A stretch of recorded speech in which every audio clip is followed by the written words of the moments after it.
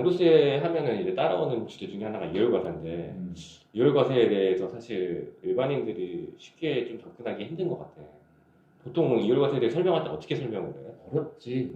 내가 말도 강의할 때도 이월과세에 대해서 하나하나 설명을 못해요. 이거는 세무사들도 책 보고 해야 되는 개념이기 때문에 이해하시려면 어려워요. 근데 납세자들이 요건 알아. 증여받은 자산은 5년 이내에 팔지 말아라. 이 얘기하면 바로 아셔. 웬만하면. 그치. 그래서 그냥 거기에 관련된 내용이에요. 한번 돌려서 양도를 하면 양도세가 줄어드니까 그걸 방지하기 위한 건데 우리가 기억할 거는 증여받은 자산 5년 이내에 팔지 말아라. 요 얘기하고 사실 뭐 증여를 내가 얘한테 할 일은 없잖아. 그렇지. 가족한테 하잖아. 기부도 아니고. 그래서 일단은 증여라는 것 자체는 가족한테 국한되는 얘기고 그렇게 되면은 5년 안에 팔면은 불이익이 있을 수 있다. 불이익이 무조건 있다는 건 아니고 불이익이 있을 수 있으니까 5년 안에 팔지 말아라. 그 얘기는 다들 아시죠? 그럼 다 이해하셔.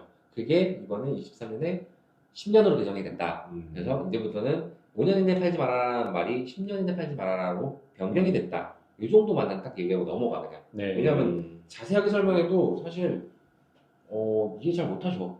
왜 그렇게 돼야 되는 건지.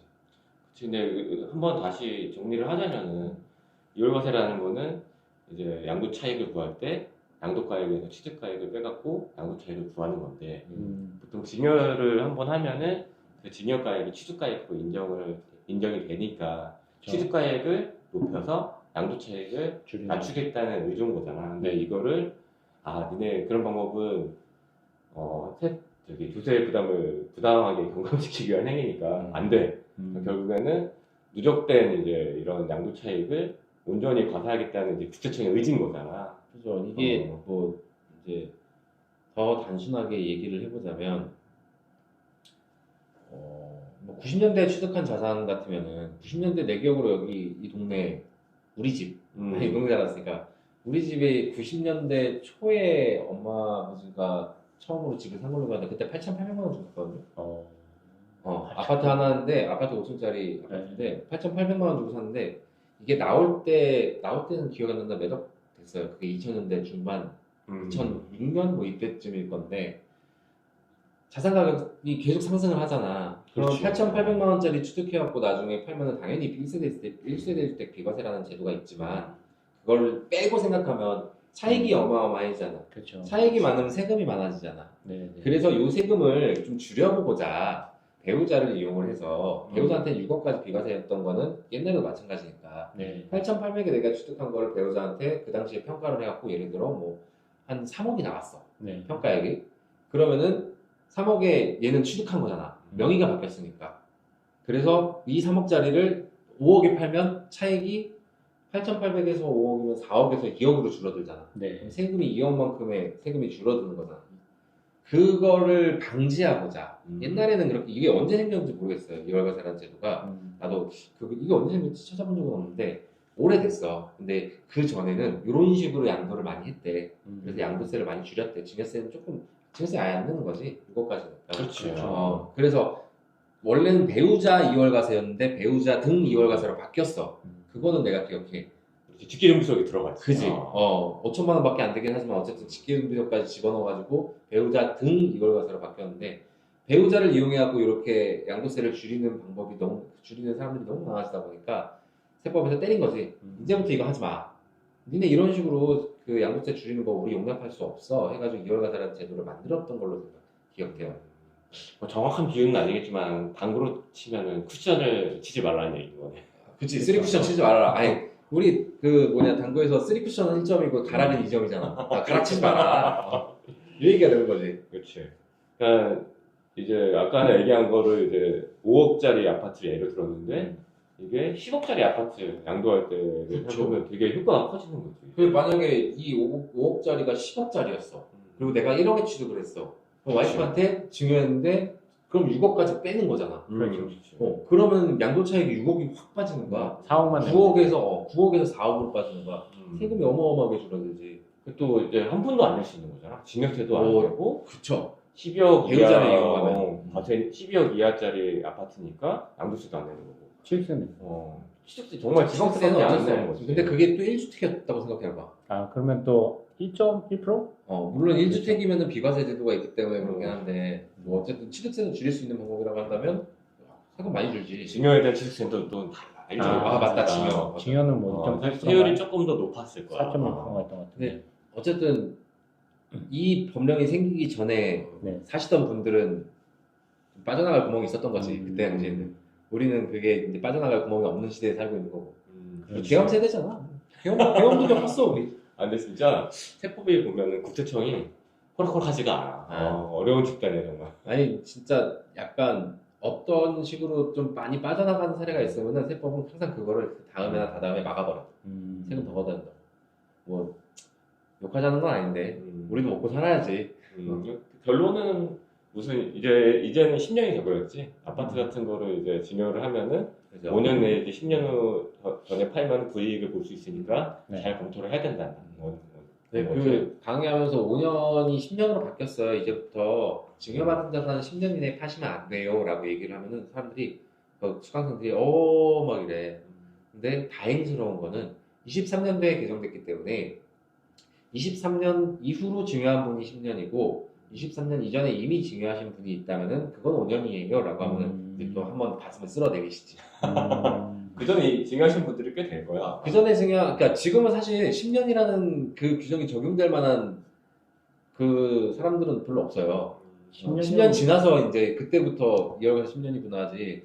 이전에는 계속 5년이었잖아. 5년만 참으면 돼. 5년만 참으면 돼. 이 생각 하시던 분들이 10년으로 개정됐다고 하니까 머리가 아픈 거지. 그랬다가 23년 이후에 증여분이 10년이에요. 라니까 다시 또 가슴을 쓸어내리시는 거고. 또 사람들 설명을 듣는 분들이 오해하시는 부분이 있어요. 극단적으로는 오해인데 우리가 5년 내지 10년 동안 파시면 불이익이 있을 수 있으니까 잘 검토해 보시고 파셔야 돼요. 이렇게 얘기를 하는데 아예 못 파는 걸로 오해하시는 분들이 있어. 못 팔진 않죠. 다만 세부담이 커지는 거지. 증가할 수 있다. 증가한다는 개념도 사실 조금 그런 게 원래 자기가 파는 걸로 보고 계산하는 거니까. 그러니까 본래 계획했던 거는 증여한 이유는 여러 가지가 있을 수 있겠지만 사실 이 규정이 생기고 나서 우회해서 세금을 줄이자고 증여하시는 분들 많진 않아요.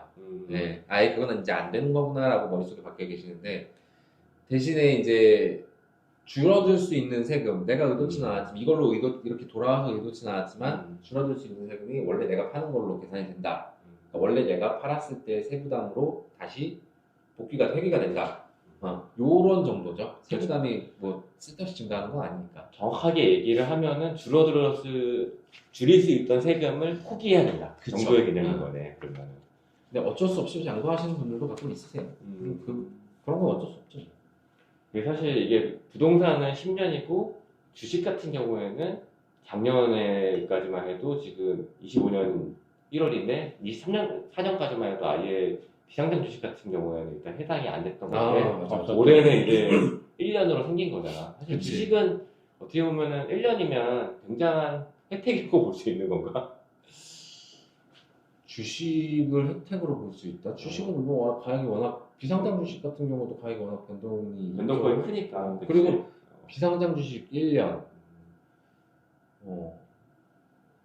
사업은 어떻게 될지 모르니까 혜택이 될 수도 있겠죠. 네, 여하튼 작년 같은 경우에도 이제 미국 주식으로 재미를 보신 분들이 배우자를 이용해서 맞아. 증여한 다음에 바로 양도하시는 경우도 있었는데 올해부터는 안 된다. 절대 안 된다. 일단 1년 기다리셔야 된다. 근데 1년 기다려도 더 대박 터질 수도 있어. 근데 모르는 그럴 일이죠. 수도 1년 동안 급락을 하실 수도 있는 거고 네, 급등하실 수도 있는 거다. 어쨌든 1년의 그 이제 기간이 새로 생긴 거니까 주의를 하셔야 된다. 그죠. 그러니까 중요할 때는 이제 바로 팔 수는 없구나라는 걸 염두에 두고 주식도 마찬가지고 주식도 한 1년은 기다려야 된다. 부동산 같은 경우는 10년은 기다려야 된다. 라고 생각하고 계획을 짜셔야 되는 거지. 근데 사실 부동산 같은 경우에 10년이라는 게 정말 5년도 길다고 생각했는데 10년이라는 세월은 정말 긴 세월이잖아. 강산이 변해. 정권이 2번 바뀌고. 이거를 어떻게 10년을 좀 피해볼 수 있는 방법은 없을까? 뭐 생각해 본 적이 없어가지고. 이거에 대해서 나도 한번 좀 찾아봤어. 그래서 그래, 어떻게 해야지 좀 피할 수 있을까? 한번 드러나 봅시다. 뭐 이게 실제에서 쓸 수 있는 방법인지 한번 봐줬으면 좋겠어. 이게 보니까는 그 법령을 보니까는 이월과세 예외 조항이 있더라고. 이월과세를 피할 수 있는 방법 중에 하나가 이제 1세대 1주택 비과세에 해당이 되면은 이제 이월과세 적용을 받지 않더라고요. 그러니까 이거를 사례를 들어서 좀 생각을 하면은 부모가 각각 1주택을 갖고 계셨던 분들이야. 네. 근데 자녀가 결혼을 해갖고 독립세대를 구성을 했어. 근데 그 양도차익이 많이 나올 만한 주택 말고 다른 주택을 자녀한테 증여를 해줬어. 증여를 해주고 난 다음에 이 사람이 그 비과세 조건 조정지역 같은 경우에는 2년 보유, 2년 렌트 조건으로 갖춰야 되는 거고 비조정이면 2년만 보유하면 되는 거지. 그런 조건을 충족하고 난 다음에 양도를 하면은 10년 기다리지 않고 팔더라도 비과세가 되더라고. 주고 나서 이 사람이 1세대 주택이 되는 경우? 그러니까. 나 그거 본 적 있는 것 같은데. 그러니까 이제 10억 이하 아파트의 경우에는 이 자녀가 증여를 붙이고 난 다음에 10년 안에 팔더라도 이월과세 적용이 되지 않더라고.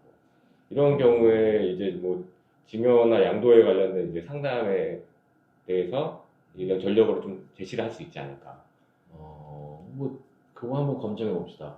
그러니까 이게 일단은 가능한 얘기긴 한데 이월과세 규정을 보면은 이월과세를 적용했을 때 세액이 오히려 낮아지는 경우가 가끔 있거든요. 지금 같은 경우에요. 이월과세가 지금 같은 경우가 아니구나. 반대의 경우지.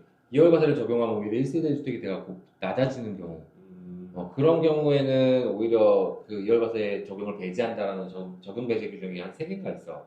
종류별로. 내가 지금 그게 기억이 안 나는데 거기에 해당되는지 안 되는지 한번 보고 다시 얘기를 하시죠. 그거에 대해서 뭐 확인을 해봤어. 일단은 이월과세가 적용이 됐을 때 오히려 적용되지 않았을 때보다 세액이 낮아진다. 그러면은 오히려 이월과세 적용을 안 하는 해버리는. 결국에는 결론적으로는 높은 세액으로 신고납부하게 만든다고. 이제 이 경우에 내가 확인을 해보니까 12억짜리 아파트의 경우에는 무조건 이걸 받을 수 있더라고.